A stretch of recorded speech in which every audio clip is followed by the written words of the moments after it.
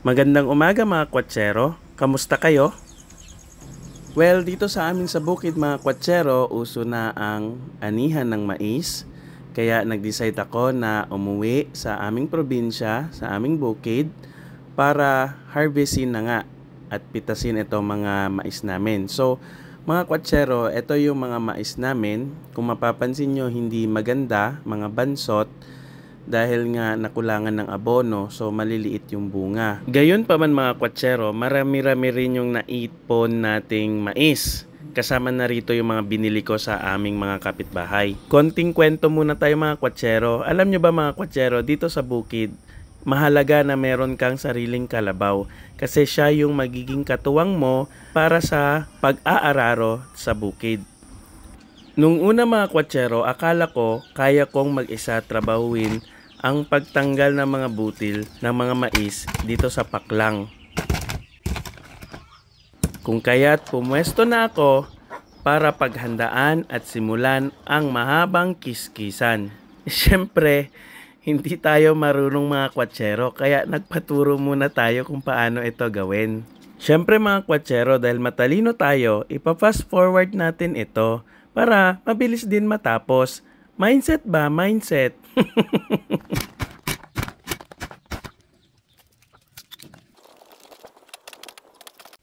So medyo madami-dami pa to mga kwatsero. Yan. Marami-raming pagsubok pa to sa kamay. Sana di tayo masaktan dito. Kaya itong mga butil ng mais mga kwatsero ay ibinilad ko na sa araw. Panay ulan kasi dito sa amin kaya bawat araw ay mahalaga. Sa pangalawang araw mga kwatsero ay nanghingi na ako ng tulong sa aking mga kapitbahay. So sila na yung nagtatanggal ng mga butil sa paklang at ang bayaran dito mga kwatsero ay 100 pesos isang sako ng mais. Sa ikatlong araw mga kwatsero ay ibinilad ko na ito sa araw habang tirik. So kung mapapansin nyo, marami-rami na itong nagawa namin. Manual sunning lang kami mga kwatsero. So pinapatuyo lang namin to sa araw. Tuloy-tuloy lang yung pagbibilad namin mga kwatsero. Kung mapapansin nyo yung paligid, ayan malakas yung hangin kasi nagbabadya na naman yung ulan. Napakahirap para sa aming mga farmers mga kwatsero yung ganitong panahon, lalo na pag nataon sa anihan.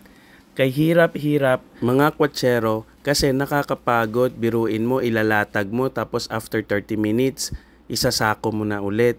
So, time consuming siya at saka nakakapagod talaga, sobra. Pagka ganun lagi yung nararanasan namin ay nabubulok ang mga ani namin. Pag maraming bulok, less na lang yung bigas na makukuha. Kaya medyo konti yung kita. Sinasanay ko din mga kwatsero yung aming mga bata sa ganitong gawain upang paglaki nila ay marunong na sila sa buhay. Pang 63 days na namin mga kwatsero, October 29, nagpasya na ako na ipamiling na itong mga mais namin. Buti na lang hindi busy ang kuya ko at ang kapitbahay namin kaya may katuwang ako. Nakarating na nga kami sa gilingan mga kwatsero at ibinaba na namin yung mga dala naming mais. Medyo inabutan kami ng tanghalian mga kwatsero kaya medyo nasa dulo na kami ng pila. Ganito kasi ang kultura sa amin mga kwatsero. Pag nahuli ka dumating, sa dulo ka ng pila. Kaya mag-aantay ka talaga mga kwatsero. Pero kung gusto mong mauna, dapat maagang-maaga ka para ikaw yung una sa pila.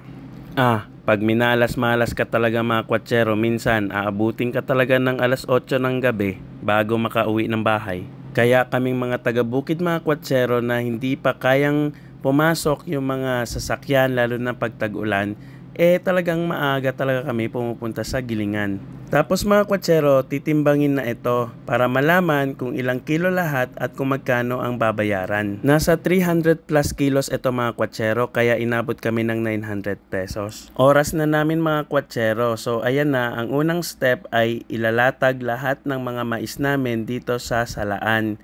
Dito kasi maghihiwalay yung mga bato at mga paklang at yung mga hindi dapat sumama sa gilingan. Once na mahulog na yung mga butil ng mais mga kwatsero dyan sa screen na yan, papasok yan dito sa may butas upang matanggal yung mga balat ng mais. Ayan, kaya kung mapapansin nyo, dito sa kabilang side, wala na siyang balat. Pag napuno na itong galon na ito, saka naman siya ibubuhos dito sa kabila para maging pino na siya mga kwatsero. Yan, sasalain na ito at merong balde dito para sapuhin yung numero 10, numero 12, numero 14 at yung binlid.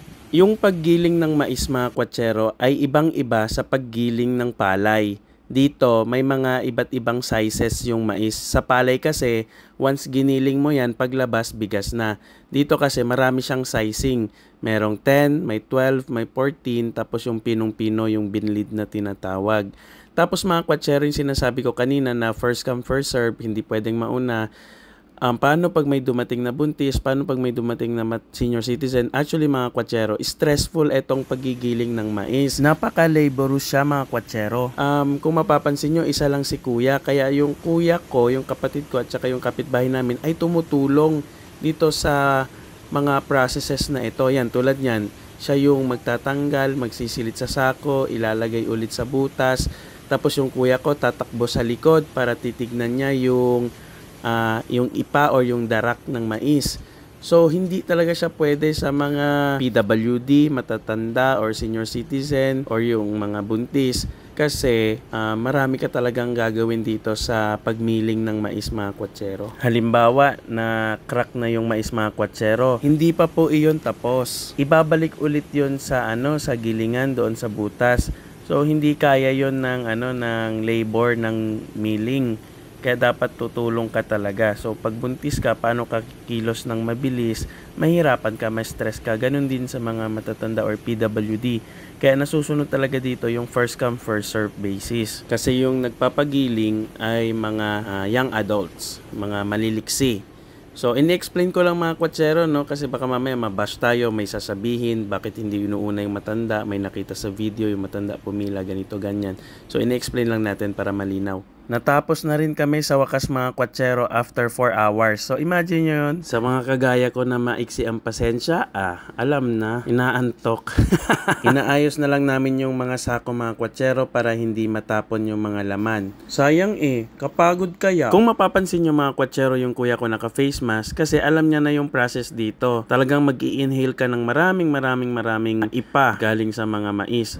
Kaya tatandaan nyo mga kwatsero, kung kayo ay may problema sa baga, wag na kayong sumama sa milling ng mais kasi napakaraming ipa as in. Nagmamadali na kami dito mga kwatsero na makauwi na kasi nga gutom na kami. Hindi pa kami nanananghalian at ng maayos na almusal. Sa mga nais pumasok sa ganitong hanap buhay, ang tanong nila, meron ba akong kinita dito?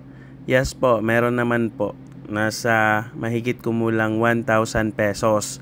Bukod pa yung 2 sakong natitira doon sa bahay na hindi ko pa napapamiling. Sa 300 kilos na mais, ang ipa ay 120 kilos. Tapos 180 kilos naman sa bigas. Kaya't sinako-sako na namin ng nanay ko na tigwa 8 kilo at ito ay ready for consumption or disposal. Hindi man ganon kalaki yung kinita ko mga kwatsero, pero panatag ako na hindi kami mauubusan ng pagkain. Dahil sa panahon ngayon na masyadong mataas ang presyo ng palay at ng bigas, ay okay na to.